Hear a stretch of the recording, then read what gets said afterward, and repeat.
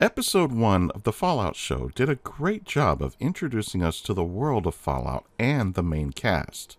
We got to learn a little bit about each character, who they are, what their role in the world is, and a little bit about what motivates them. As we move into Episode 2, I am going to change things up a bit going forward. I am stepping away from the play-by-play analysis and simply focusing on the highlights and where the lore references are made. That said, let's dive into Episode 2. This episode starts us off in some sort of lab setting where dogs are being bred to serve some purpose, but we aren't given much in the way of the details other than there is some behavioral and physical training that's taking place. At one point in the opening sequence, we briefly see the hand of what can only be a super mutant being wheeled away on a gurney. The hand does move ever so slightly where the pinky pulls in, so this mutant is alive. Based on the uniforms, it is clear that this is an Enclave base of some sort. The real question, though, is about dog meat. I think it is clear that the various incarnations of dog meat have come from this base. What is not answered is why they have done this and how those versions of dog meat have gotten out. This scene also introduces us to the Enclave scientist who injected himself with an item that everyone in the first season is after. This scientist is named Wilzig in the show, but you may recognize the actor from his most popular role as Linus from the TV show Lost. Anyway, he injected himself with the device that was developed by the Enclave, and it is the only known success for cold fusion. This will be revealed later in the season, so we're going to move on. When we cut back to Lucy, we see that she has found a family that died at a kitchen table, having apparently taken a Vault-Tec drug called Plan D. This was a product that Vault-Tec released for those who could not afford to buy their way into a vault. It was to be the humane way to kill yourself in the event of total nuclear annihilation.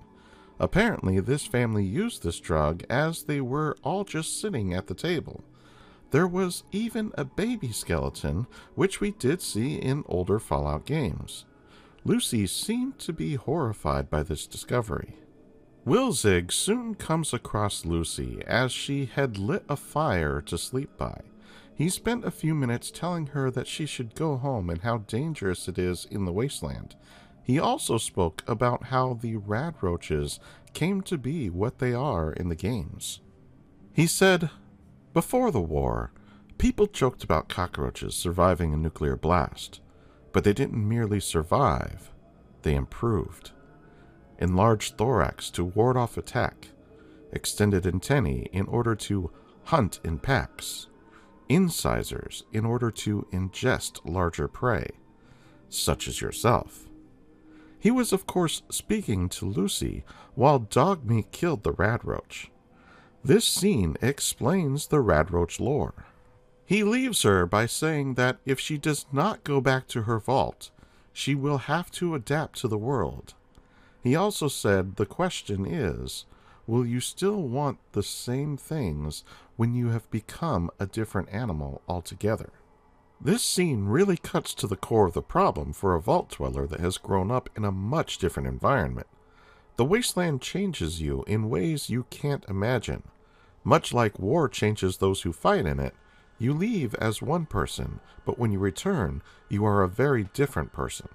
Especially if you go through some of the worst conditions, as Lucy is about to. The scene then cuts to Maximus, who is interested in the power armor, but only ends up being humiliated by the knight.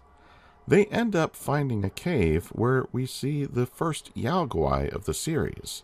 Knight Titus gets his butt kicked pretty bad. Now this is where I have a problem. Knight Titus is not only being a complete jerk, which I don't have an issue with, but he is a coward too, and that I do have a problem with. There is no way a knight would be so blatantly cowardly. Then, to add insult to injury, no pun intended, he proceeds to berate Maximus, all the while begging for a stim pack. He even went so far as to threaten his life.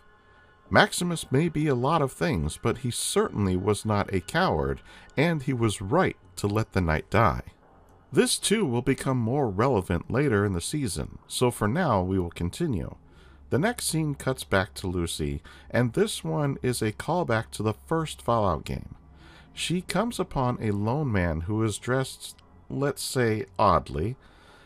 This outfit is the same outfit that the beggars in the game would wear. He even walks like them. This was a very cool Easter egg that was just in the show to get Lucy to the town of Philly. Then we cut back to Maximus, who is about to don the power armor for the first time. Now this is where some people have an issue. You see, in Fallout 3 and New Vegas, you needed to get power armor training in order to wear a suit of power armor. This was later removed in Fallout 4 and 76. However, this was never a prerequisite in the older games in the series. So I didn't see the problem with it when they removed this requirement because I saw it as getting back to the way it was. That said, I love how the show tied these two pieces of lore together by making it what it should have been from the start. Yes, you can use power armor without any training, but you will be in a position where you don't quite understand how to use it properly. We see this many times in the show with Maximus because he did not get that formal training, so he makes many mistakes while using it. This is something that I hope is implemented in future games because there should be a penalty for using power armor without the training. This takes us to what is clearly supposed to be a random encounter where two people are fighting and Maximus interferes, leaving us with one of the funniest moments in the episode. The guy he lets go was apparently fucking the other guy's chickens. We will see the chicken lover again later in the season. This is not only a reference to the games, but also a reference to a South Park episode where there was a different chicken lover. We then cut to Lucy, who is now on the outskirts of Philly, and we see a variety of vendors, one of whom is selling iguana on a stick. This is a reference to Fallout 1, where a similar vendor can be found. In Fallout 1, though, that vendor is really selling human meat that has been processed into the shape of an iguana. If this is the same thing, which I believe it is, then this has either not been found out by the public, or they simply don't care. Either way, I don't want it. This is also where we see the ghoul and Lucy together for the first time. We also see our first Brahmin here, and yes, it is two-headed. Lucy enters a store that has loads of Vault-Tec equipment, and the store owner kept yelling for a character named Barv. Barv is another reference to the original games in that Barv is a dwarf. Dwarves were featured in the original games, but never seen in the later ones for some reason. Wilzig enters the scene and talks with Lucy again. He continues to try to get her to go home. He even tells her things about her vault that he shouldn't know, but before Lucy can get any answers out of him, the ghoul interjects himself into the situation. After a brief battle, Maximus joins the fight and ends up making an ass out of himself due to his lack of proper training. This is a point that the ghoul also makes while fighting with Maximus. The other thing of note here is that the gun the ghoul uses as his primary weapon uses explosive rounds.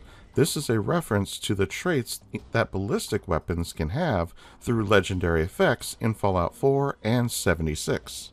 Now, the fight between the ghoul and Maximus was seen as something of a plot hole given a scene that happens in a future episode. I will discuss that when we get there. For now, let's continue. Now, you might think that the ghoul is a cold-hearted character, but when he sees Dogmeat laying on the ground dying after he had stabbed him, the ghoul takes him inside and uses a stim pack to heal Dogmeat.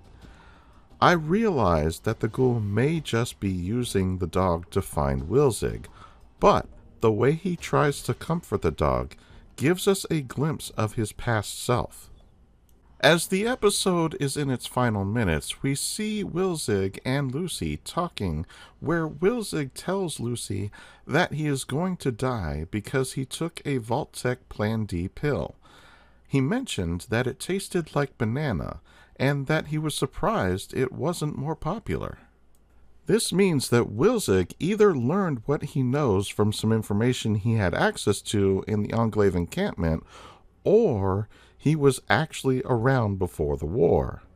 If this is true, then he must have been cryogenically frozen at some point, because we are currently 219 years after the war. I am leaning toward the second option here, but we don't get the true answer in this season, so hopefully we will get an answer in a future episode. Given that he is trying to get to Moldaver, and she apparently knows him enough to have enlisted help in getting him to her, I think they work together at some point. Wilzig, in his talk with Lucy, asked her to cut off his head and take it to Moldaver by using a weapon that us gamers will recognize as a Ripper. Like the first episode, this one ends with the camera panning out, but this time the scene is that of an airport where we see vertibirds, some power armor on the ground, and wreckage of a plane. In this episode, there were so many references that had I pointed out every single one, this video would have been 2 to 3 hours long.